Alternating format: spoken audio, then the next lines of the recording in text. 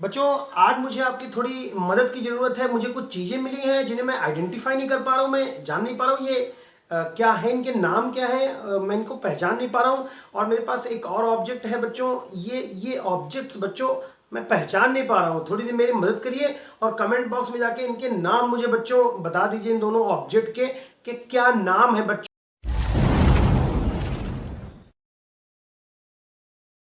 लेकिन ये चीज मैं निश्चित तौर पे कह सकता हूं कि ये जो ऑब्जेक्ट है वो बच्चों रबड़ से बने हुए हैं। और रबड़ क्या है, कहां से आती है, कैसे बनती है और हमारी डेली लाइफ में कितनी उपयोगी है, ये चीजें मैं आपको जरूर बताऊंगा। लेकिन कमेंट बॉक्स में जाके इनके नाम आपको मुझे बताने होंगे।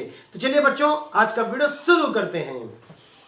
बच्चों, सबसे पहले आपको समझना होगा रबड़ हमें किस पेड़ से मिलती है। बच्चों, ये जो पेड़ है वो हीविया ब्रासिलिएसिस, अलग अलग बच्चों बुकों में अलग अलग टीचर आपको इसके नाम अलग अलग बोलेंगे, उसका प्रोनाउंसिएशन से कोई लेना देना नहीं है। लेकिन इसका जो कॉमन आप प्रोनाउंसिएशन हीविया ब्रासिलिएसिस कर सकते हैं। इस पेड़ से बच्चों हमें एक दूध जैसा चिपचिपा पदार्थ मिलता है। बच्चों, हमारे आपके भी गांव घर में बहुत सारे पेड़ होंगे, जैसे मंदार का पेड़ है, उससे पत्ती से जो दूध निकलता है वो आप जिसको दूधी आप हम सब कहते हैं। जनरली मैंने भी बचपन में बच्चों पेड़ों से पत्तियां तोड़ के दूध तो निकाला ही है, तो मैं भी बचपन में उसको दूध ही कहा करता था, शायद दूध ही कहा जाता है। तो बच्चों, वो गाढ़ा चिपचिपा पदार्थ मिलता है और लेकिन उसको दूध ना कह के बच्चों जो गाढ़ा दूध पदार्थ मिला उसको बच्चों नाम दिया गया लैटेक्स। नाम बच्चों याद रखेंगे कि उस गाढ़े दूध जैसे चिपचिपे पदार्थ को बच्चों नाम दिया गया लैटेक्स। अब बच्चों, इस लैटेक्स में लगभग नियरली 30% से लेकर के 60% तक रबड़ होती है बच्चों। लेकिन ये 30% से 60% तक जो रबड़ अवेलेबल है इसमें, इस दूध में, उसको बच्चों कैसे निकालेंगे वो प्रोसेस हमें सीखनी है। तो सबसे पहले बच्चों, इस दूध जैसे पदार्थ में बच्चों हमने हमारे घर में बच्चों कभी ना कभी मम्मी ने पनीर जरूर फाड़ी होगी। आपने के घर में कभी कोई फंक्शन में आपने देखा होगा कारीगरों को फाड़ते हुए। बच्चों, वो लोग उसमें साइट्रिक एसिड या नींबू या कोई भी खट्टा पदार्थ डाल के उसको फाड़ देते हैं। तो बच्चों, यहाँ पर इसके लिए हम यूज करेंगे 1% एसिडिक एसिड का, एसिटिक अम्ल का प्रयोग करेंगे, जिससे बच्चों इसका स्कंदन हो जाता है। मतलब टुकड़े टुकड़े जैसे भाग, मैंने पनीर बताया दूध से अलग हो जाता है, वैसे बच्चों रबड़ के टुकड़े टुकड़े अलग हो जाते हैं और बाकी का रिमेनिंग पोर्शन उसको हटा दिया जाता है।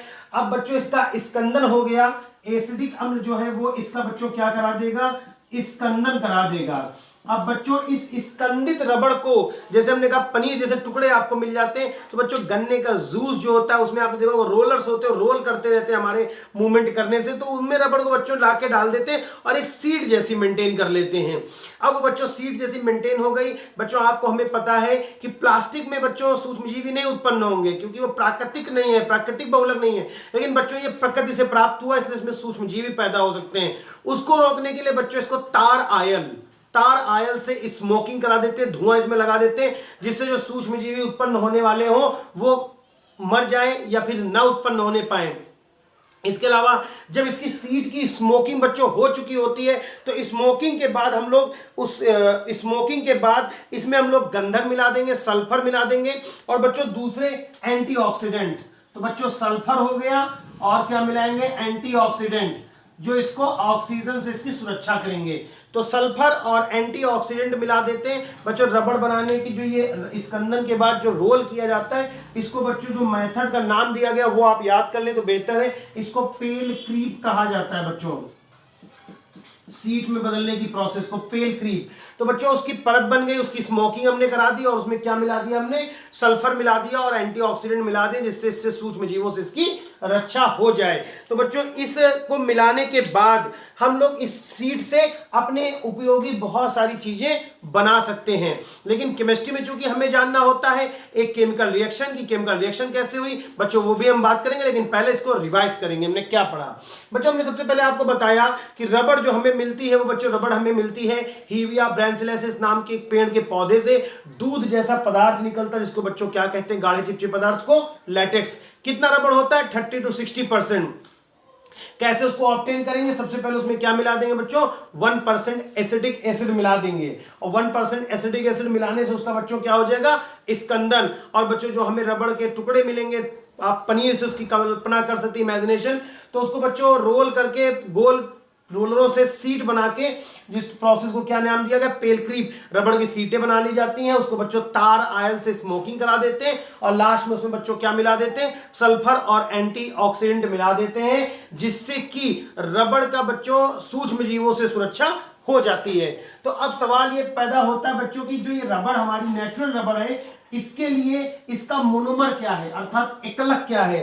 तो बच्चों अगर एकलक जानना चाहते हैं कि एकलक किसे कहा जाता है, तो बच्चों ऊपर आई बटन पर क्लिक करके सबसे पहले आप हमारा सबसे पहला वाला वीडियो देखें, वहां पर एकलक के बारे में जानकारी दी गई है।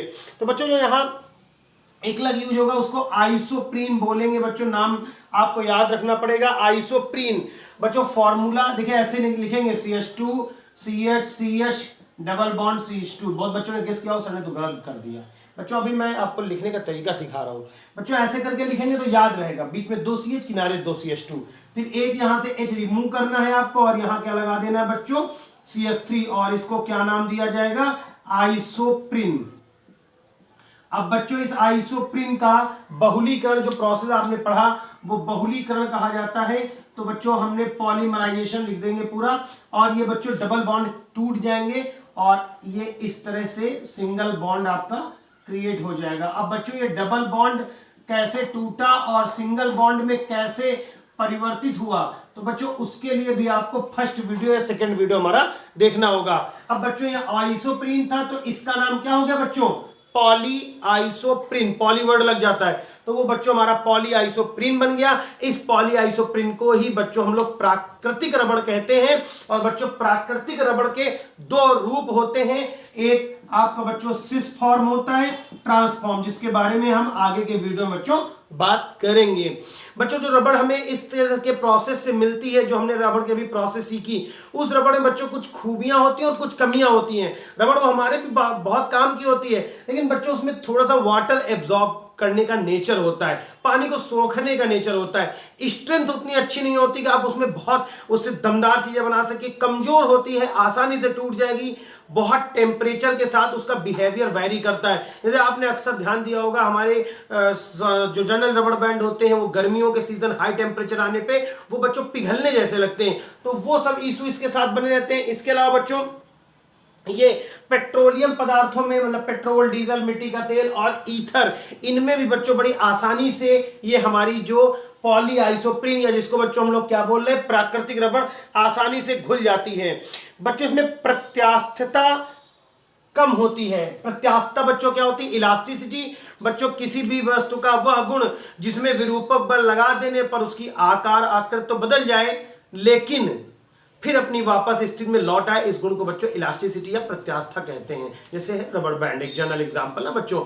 तो ये इसमें प्रत्यास्थता भी नहीं होती। 62 डिग्री सेंटीग्रेड टेम्परेचर से ऊपर जाएंगे, 10 डिग्री से नीचे चले जाएंगे तो भी बच्चों इसमें जो इसकी क्वालिटी है वो बहुत तेजी से डाउन हो जाती है, हमारे यूज लाइक बच्चों ये नहीं रह जाती है। इसके अलावा बच्चों ये एक थर्मोप्लास्टिक है ना बच्चों, थर्मोप्लास्टिक और थर्मोसेटिंग प्लास्टिक क्या है ना, वो ताप सुगट्ट ताप सुनम्य का भी एक वीडियो है, ऊपर क्लिक करके उसको भी बच्चों आप जाके जरूर देखिए, बहुत ही मजेदार वीडियो है। इसके अलावा बच्चों इसमें तिर्यक आबंध नहीं होते हैं, तो तिर्यक आबंध न होने की वजह से ही इसमें इसकी ताकत जो है वो कम पड़ जाती है। तो बच्चों इसकी कमियों को कैसे दूर किया गया, कैसे इसको हमारे यूज के लायक बनाया गया, वो बच्चों हम लोग इसके बाद जस्ट आफ्टर एक नेक्स्ट वीडियो इसमें हम लोग देखेंगे बच्चों, जिसमें हम लोग रबड़ के वल्कनीकरण के बारे में बात करेंगे। और बच्चों वो बोर्ड एग्जाम के साथ साथ कॉम्पिटिटिव एग्जाम के लिए बहुत इंपॉर्टेंट टॉपिक है बच्चों, तो उस वीडियो को आपने जरूर देखना है। तो बच्चों उस वीडियो को अगर आपको देखना है तो आपको उसकी नोटिफिकेशन चाहिए होगी, उसके लिए बच्चों वीडियो को लाइक कर दीजिए, शेयर कर दीजिए और चैनल को सब्सक्राइब करके बच्चों बेल आइकन को जरूर दबा लीजिए,